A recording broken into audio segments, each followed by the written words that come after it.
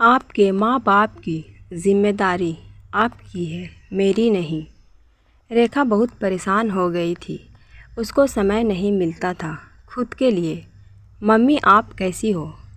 आप अब अपना ध्यान आप ही रखना पड़ेगा, मैं तो नहीं आ सकती अभी। रेखा अपनी माँ से फ़ोन पर बोली, माँ समय बिल्कुल नहीं मिलता है, क्या करूँ?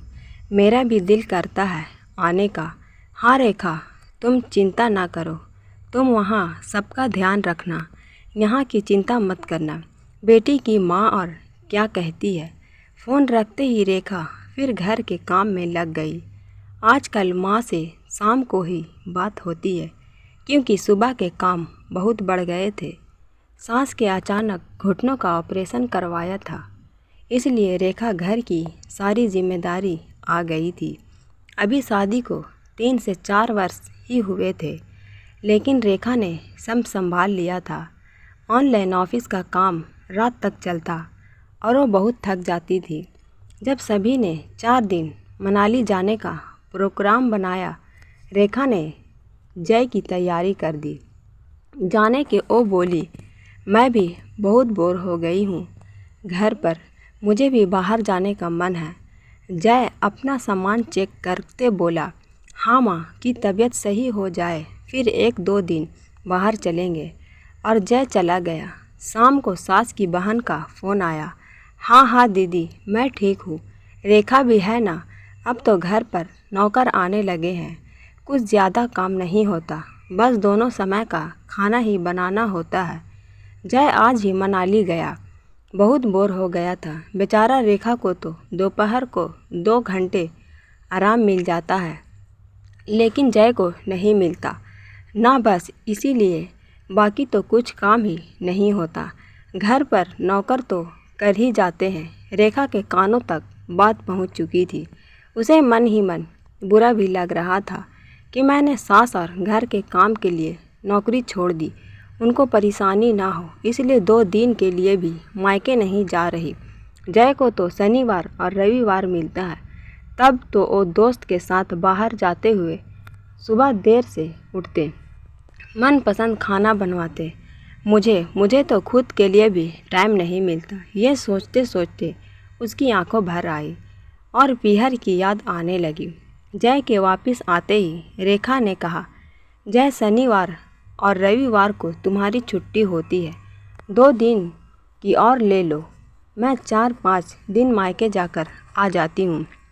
अरे ऐसे कैसे जाओगी, मम्मी की देखभाल कौन करेगा?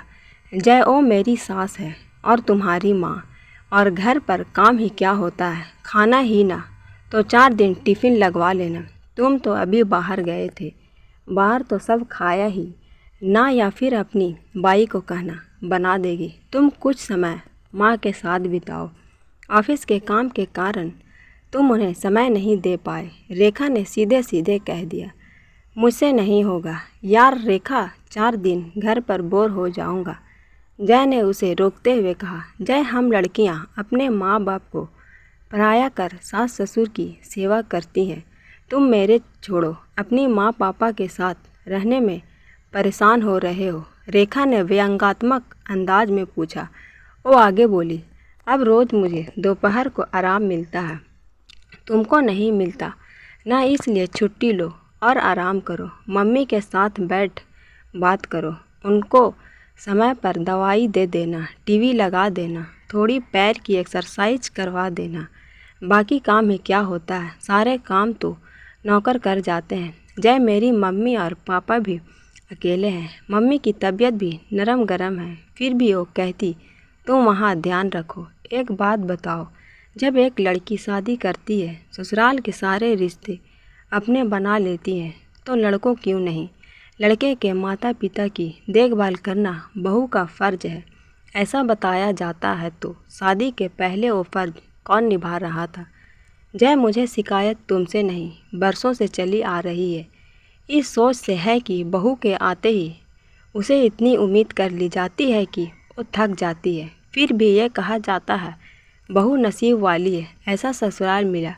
मैंने नौकरी क्यों छोड़ दी? तुम जानते हो मैं मायके नहीं जाती, तुम जानते हो, लेकिन ये घर तो तुम्हारा है। माँ बाप तुम्हारे हैं, फिर सब कुछ मेरी जिम्मेदारी कैसे? 2 समय का खाना क्या बेटा नहीं बना सकता? 4 दिन अपने माता पिता के साथ नहीं रह सकता? बल्कि मनाली जाने की ज़रूरत तो मुझे भी थी। खैर इतना सब इसलिए बोल रही हूँ कि अब तो सोचना होगा कि शादी के बाद लड़के के माता पिता का ध्यान रखना बहू की जिम्मेदारी है, तो लड़की के माता पिता की जिम्मेदारी किसकी? और यदि सब खुद के काम करने में समर्थ हैं तो बहू को जिम्मेदारी के बोझ तले क्यों दबाया जाए? ऐसा कहते ही फूट फूट कर रोने लगी। पिछले कई महीनों का दर्द आज आंसू और क्रोध बन बाहर निकला।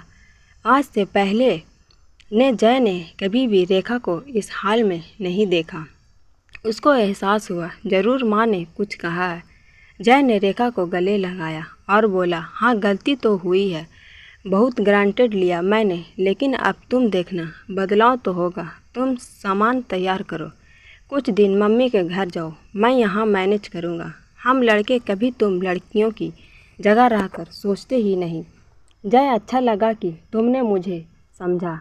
काश ये बात सब समझ जाए। रेखा की आंखों में अब भी आंसू थे, लेकिन उसमें तसल्ली भी थी और वो तैयार होकर कुछ दिन के लिए माँ के पास रहने चली गई।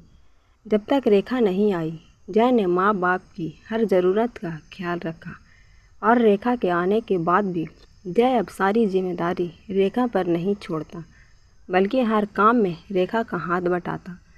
शादी के बाद बहू ससुराल वालों की सेवा करे, ये उसका फ़र्ज़ है, तो ज़रा लड़के को भी कुछ फ़र्ज़ समझाए जाने चाहिए और ससुराल में बहू को भी वो मकाम दे जिनकी वो हकदार होती है। बस बहू का फ़र्ज़ नहीं होता, बल्कि बहू के भी आराम का ख्याल रखना ससुराल वालों का फ़र्ज़ होता है।